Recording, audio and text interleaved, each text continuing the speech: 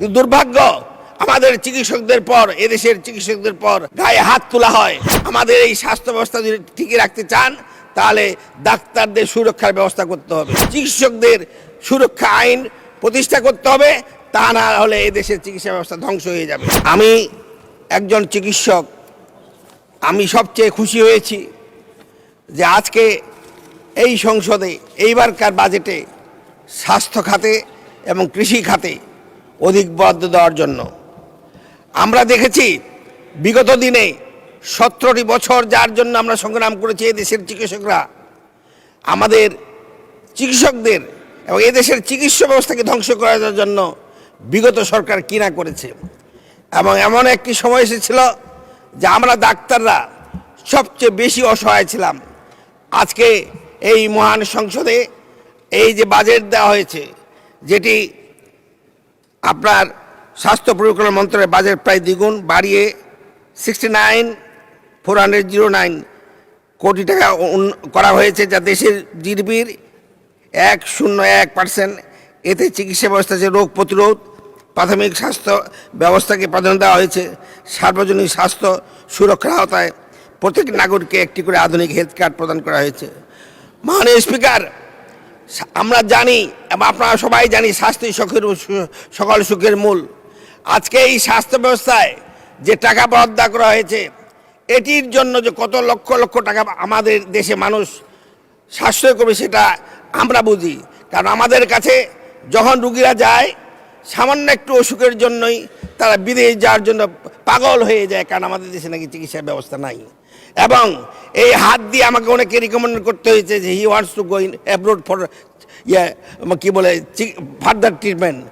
এই যে অবস্থা করেছিল বিগত সরকার, ফ্যাসিস্ট সরকার, কোটি কোটি টাকা দেশ থেকে এই চিকিৎসার জন্য বিদেশে গিয়েছে।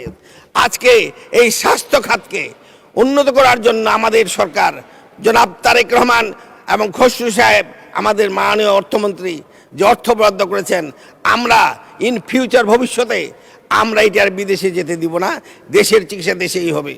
আমি এখানে গর্বের সাথে বলতে চাই, 2001 সালে থেকে 2008 সাল পর্যন্ত এদেশের চিকিৎসা ব্যবস্থায় উন্নতি হয়েছিল, সেটি বিগত দিনে ধ্বংস হয়ে গেছে। এবং এই উন্নতির পিছনে সেই সময়কার প্রধানমন্ত্রী দেশনেত্রী খালেদা জিয়া এবং মিলি আল্ট্রাসফট সিরাম জেল, যা গভীর থেকে স্কিনে দেয় 3 গুণ সিরাম হাইড্রেশন। সিরাম জেল হাইড্রেশনে ব্রাইট থাকো সব সিজনে। আমাদের স্বাস্থ্যমন্ত্রী জনাব মুশাররফ স্যারের তত্ত্বাবধানে আমরা এগিয়ে গেছিলাম। আমি নিজেই এখানে, আমাদের আরেকজন ডাক্তার আছেন আজকে সমাজ কল্যাণ মন্ত্রী জনাব জাহিদ সাহেব, ওনার নেতৃত্বে এদেশের চিকিৎসা ব্যবস্থাকে আমরা এগিয়ে নিয়ে গেছিলাম। আজকে সুযোগ এসেছে, আমরা এই চিকিৎসা ব্যবস্থাকে এগিয়ে নিয়ে যাব এবং দেশের চিকিৎসা দেশেই করব। যে বাজেট দেওয়া হয়েছে, এটিতে আমরা চাই প্রাইমারি থেকে টার্সিয়ারি পর্যন্ত স্বাস্থ্য ব্যবস্থাকে উন্নতি করা হোক। আর একটি কথা এখানে বলতে চাই, পাশাপাশি যে এদেশের মানুষ চিকিৎসা পেতে চায় এবং তার জন্য হাসপাতাল উন্নত করতে হবে। কিন্তু দুর্ভাগ্য, আমাদের চিকিৎসকদের পর, এদেশের চিকিৎসকদের পর আজকে গায়ে হাত তোলা হয়। আমি চাই এখানে স্বাস্থ্যমন্ত্রী থাকেন, তার জ্ঞাতার্থে বলতে চাই, আমাদের এই স্বাস্থ্য ব্যবস্থা যদি ঠিকই রাখতে চান, তাহলে ডাক্তারদের সুরক্ষার ব্যবস্থা করতে হবে এবং ডাক্তারদের, চিকিৎসকদের সুরক্ষা আইন প্রতিষ্ঠা করতে হবে, তা না হলে এদেশের চিকিৎসা ব্যবস্থা ধ্বংস হয়ে যাবে। কারণ এদেশের চিকিৎসকরা 17 বছর যখন আমাদের চিকিৎসা করা কেউ ছিল না, আজকে ওই বেঞ্চে যারা দাঁড়িয়ে আছেন, আমরা যারা দাঁড়িয়ে আছি, এই দেশের চিকিৎসকরা, আমরা মানুষের ঘরে ঘরে গিয়েছি এবং মানুষের সেবা করেছি। তাই আজকে স্বাস্থ্যমন্ত্রীর কাছে আমার অনুরোধ, এই দেশের চিকিৎসকদের সুরক্ষার জন্য একটি স্বাস্থ্য সুরক্ষা আইন প্রণয়ন করা হোক। আর একটি কথা বলতে চাই, মাননীয় স্পিকার, সময় শেষের দিকে আমি একটু সময় দিলে আমি খুশি হইতাম এবং সময় দিবেন এটি আশা রাখি। আমার বাড়িও যদিও দক্ষিণবঙ্গে, উত্তরবঙ্গে, আমরা উত্তরবঙ্গের লোক, আমাদের ওরকম পরিচয় নাই। আপনারা তো অনেকে পরিচয় আছেন, কেউ ভার্সিটি ছাত্র, কেউ আবার উত্তরবঙ্গে তো মহাসচিব আছে। সময় দেওয়া হোক, আপনাকে 2 মিনিট সময় দিয়েছেন, 2 মিনিটে শেষ করুন। অন্যরা যখন বলে যে আমি ঢাকা ভার্সিটির ছাত্র বা আমি বরিশালের লোক, তখন সময় পায়। আমি উত্তরবঙ্গের লোক, আমাকে সময় দেবেন এটি আমি আশা করি। 2 মিনিটে আমি বলতে চাই যে আমি আমাদের মহাসচিব মির্জা ফখরুল ইসলামের দেশের লোক। 2 মিনিটে শেষ করেন, এখন এলাকার কথা বলা শুরু করেন।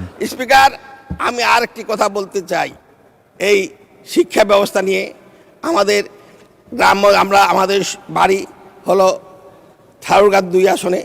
এটি সীমান্তবর্তী এলাকা। এখানে শিক্ষার যেমন অভাব ঠিক তেমনিভাবে স্বাস্থ্য চিকিৎসার ঠিক তেমনি অভাব রয়েছে। আমি চাই আমার এই গরিব এলাকার, আমাদের এই সীমান্তবর্তী এলাকার মানুষকে যাতে চিকিৎসা পায় এবং আমাদের যোগাযোগ ব্যবস্থা উন্নত হয় সেটি লক্ষ্য রাখবেন। পরিশেষে কৃষি খাতে আমাদের যে আমরা কৃষি নির্ভর, আমাদের এলাকার মানুষ চাকরি কম করে, আমাদের 90% লোক কৃষি নির্ভর। এই কৃষকদের উন্নয়নের জন্য আমাদের এলাকায় রাস্তাঘাট তৈরি করা হোক এবং হিমাগার তৈরি করা হোক এবং আমাদের যে খাদ্যশস্য উৎপন্ন হয় সেটি যথাযথভাবে সংরক্ষণের জন্য ব্যবস্থা করা হোক, এটি আমি অনুরোধ করব। রাস্তাঘাট সম্বন্ধে আমি বাইরে বলতে যাব না, কারণ আমাদের স্থানীয় সরকার আছেন, মাননীয় মির্জা ফখরুল ইসলাম স্যার, উনি ব্যবস্থা নেবেন, এটি আমি আশা রাখি। পাশাপাশি আজকে মাননীয় স্পিকার একটি কথা বলতে চাই, মাদক আজকে আমাদের দেশের জাতির জন্য একটি বিরাট সমস্যা এবং এইটা আজকে স্বরাষ্ট্রমন্ত্রীর কাছে অনুরোধ করব, এই মাদককে যদি আমরা নির্মূল না করতে পারি তাহলে এই জাতি পিছিয়ে যাবে এবং এটির জন্য ষড়যন্ত্র চলছে, সেদিকে লক্ষ্য রাখবেন, এটা আমি আশা করি। বন্ধু সাথীরা, মাপ চাই মাননীয় স্পিকার, আমি আপনাদের কাছে মাপ চাই। আমি আর একটি কথা বলেই আমার বক্তব্য শেষ করব যে একটি শিক্ষায় যেমন জাতির মেরুদণ্ড, স্বাস্থ্য তেমনি সুস্থ, মানে আমাদের জাতিকে তৈরি করতে গেলে সুস্থ দেহ দরকার আছে এবং ধন্যবাদ মাননীয় সদস্য।